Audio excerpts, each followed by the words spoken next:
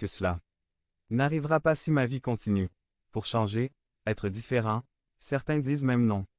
Je vais être pasteur, c'est ce que je vais faire pour le reste du déménagement, mais ensuite. Les épreuves arrivent et comme par magie elles disparaissent. Mercredi, quand on commence à atterrir, le pilote dit « Attends, on commence à atterrir. Prépare-toi. » Les turbulences arrivent et d'un coup tu sens comment l'avion accélère comme s'il s'amusait et il entre complètement dans les turbulences et l'avion commence à se guer fort. Quand je dis fort cela veut dire fort, et comme toujours Dieu m'étend des pensées dans mon cœur, je vais l'appeler l'église de l'air parce que le pilote entre dans des turbulences comme celle-ci parce qu'il fait confiance à son avion et à vous et moi, qui nous avons confiance dans les moments de turbulence, sommes sûrs que nous passerons, que nous arriverons sains et saufs à destination. Ce pilote a l'air de s'amuser. Nous ne devrions pas avoir une attitude comme celle-ci, peu importe à quel point ma vie tremble, je le ferai, soyez sûr que Dieu me donnera la victoire dans n'importe quel domaine. Ce groupe manque de racines dans leur foi.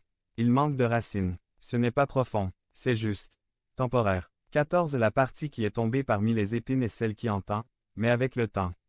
Ils sont noyés dans les soucis, les richesses et les plaisirs de cette vie. Et ils ne mûrissent pas.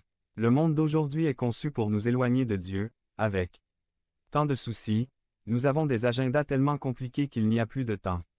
Pour être avec Dieu, voyez cette série de mots. Soucis, quelqu'un s'inquiète pour quelque chose ici aujourd'hui, le stress et la maladie, que la plupart des décès se produisent aujourd'hui dans le monde et aussi l'inquiétude quand elle n'est pas remise au pied du Seigneur dans la prière, cela se transforme en amertume. J'aime la façon dont l'Écriture dit qu'ils vous noient, en d'autres termes, ils vous ont empêché de réparer jusqu'à ce qu'ils vous tuent.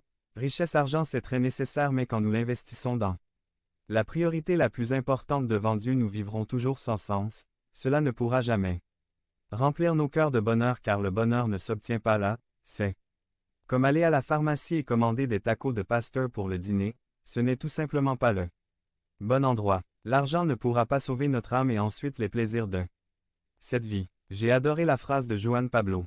Vous voulez que Dieu change vraiment votre vie, vous devez donner soi-même, pleinement et arrête de jouer aux chrétiens. Pour mûrir, tu dois renoncer à beaucoup de plaisirs. Dans cette vie, certains seront des péchés, et d'autres pas nécessairement, mais pour que la graine porte du fruit, elle doit mourir, et c'est se nier. Ce groupe n'avait pas la capacité de voir au-delà à travers leur foi. 15. Mais ceux qui sont tombés en bonne terre sont ceux qui entendent la parole avec un cœur noble et bon et la retiennent. Et en persévérant, ils produisent une bonne récolte. Cœur le secret d'un cœur noble et bon, conservez-le et persévérez. Notre vie physique dépend de notre cœur, notre vie spirituelle aussi le travail est là dans le cœur, prenez-en soin et nourrissez-le tout comme nous exerçons. Pour le cœur nous devons nourrir la parole.